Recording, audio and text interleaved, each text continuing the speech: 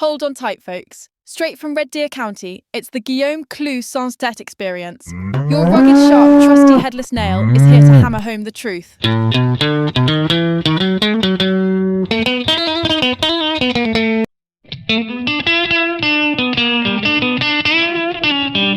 Salut, mes amis, and howdy from the porch swing in Red Deer County, Alberta, on this fine September 24th, 2025, at the witching hour of 3:17 a.m. The stars are burning bright as a blacksmith's forge over the prairies, and there's a chill in the air that make a coyote curl up tighter than a new rope. I've got my mug steaming with a fresh batch of my Alberta broad bean brew.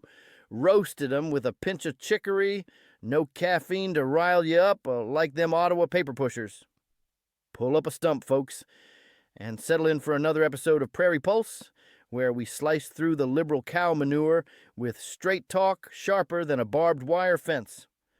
Tonight, we're spitting fire on gold, the dollar, and Carney's debt.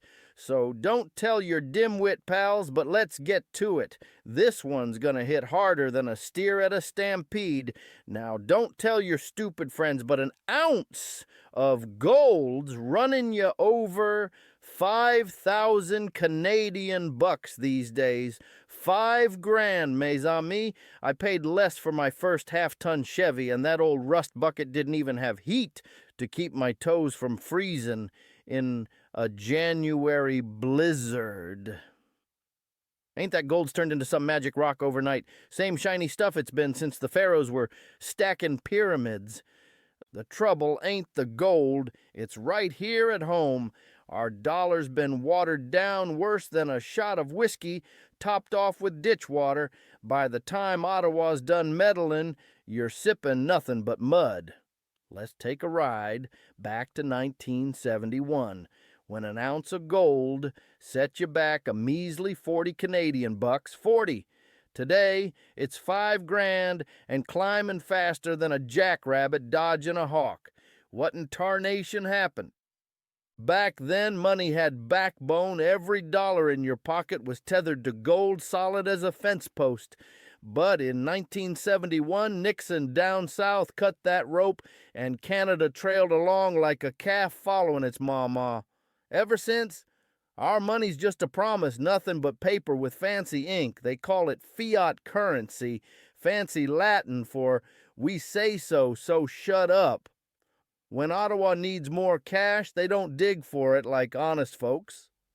They just hit a few keys at the Bank of Canada, and poof, billions of new dollars pop out of thin air. If I tried that with my barn ledger, the CRA'd have me hog-tied before I could whistle, "Oh, Canada."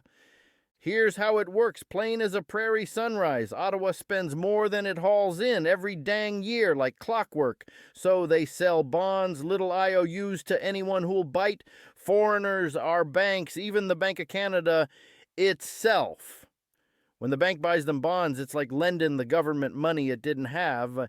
With money it didn't have neither. They pay interest on them bonds, and if the bank's holding them, most of that interest loops back to Ottawa. Sounds like borrowing from your left pocket to pay your right, don't it? Real clever, except the whole dang pair of pants is wearing thin as a politician's promise. Here's where us regular folks get kicked in the shins. More dollars floating around means each one's worth less than a bent nail. Water down the milk enough and you ain't got more milk. You got something nobody touched with a 10-foot pole. Now hold your horses, because this ain't just old history. Look at what's brewing today. Mark Carney's new crew in Ottawa's fixin' to run deficits deeper than a Badlands Canyon. $62 billion in new borrowing this year alone, piled on top of the debt mountain we're already climbing. Canada's net debt jumped $47 billion in one measly quarter, and there's $80 billion in pandemic bonds coming due faster than a stampede barrel race. What's Ottawa do? Borrow more to pay off the old loans like a gambler doubling down with a bad hand. Investors ain't blind, they're demanding higher interest just to hold our bonds, like a rancher charging extra for a swayback horse. That's the market hollerin'. Your finances look shakier than a barn in a twister.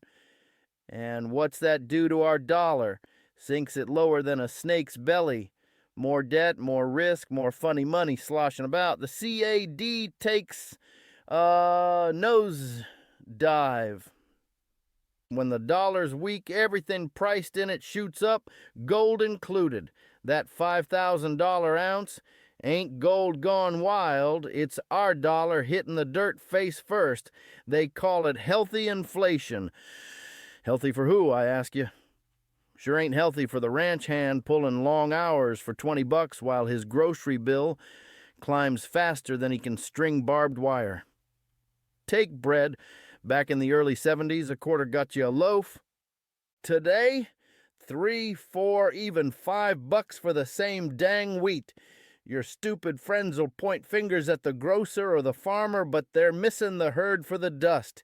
It's the money itself losing value. And our own premier, Danielle Smith's been shouting it from the rooftops. Regular Albertans get the short end, while Ottawa's bigwigs play poker with our future. So who's cashing in when they keep cranking out dollars? Not the worker, that's for dang sure. Folks on fixed wages get walloped. Retirees on pensions, they're eating cat food while prices gallop. The winner's dead, debtors, especially government swimming in red ink. They love inflation because they pay back loans with dollars cheaper than a two-bit saloon. Asset owners win too. If you got land, stocks, or hard goods, they climb with the tide. But when the Bank of Canada slams the brakes, hikes rates, and tightens the money spigot, workers catch it again.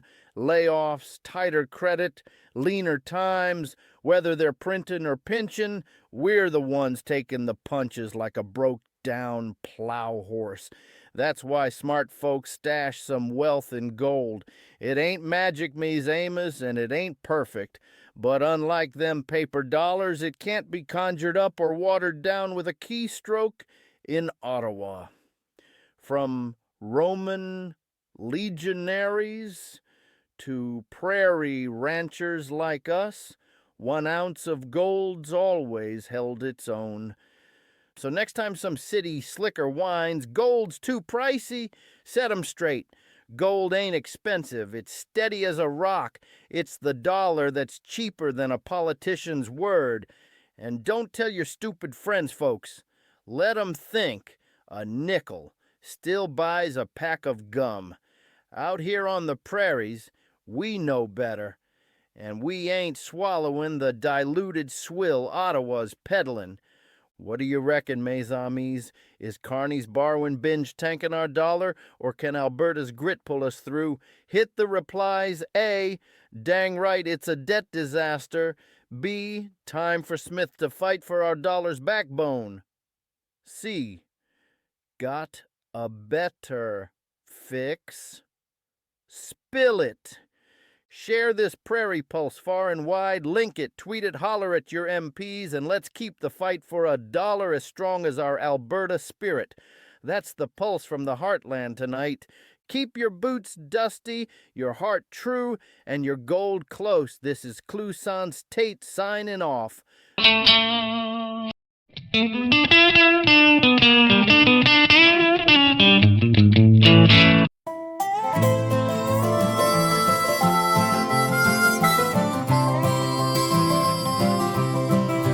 That's the pulse from the prairies today. Keep your boots dusty, your heart true, and your fight strong. Mesa me stand tall for Alberta's way. This Clouson's Tate signing off so long.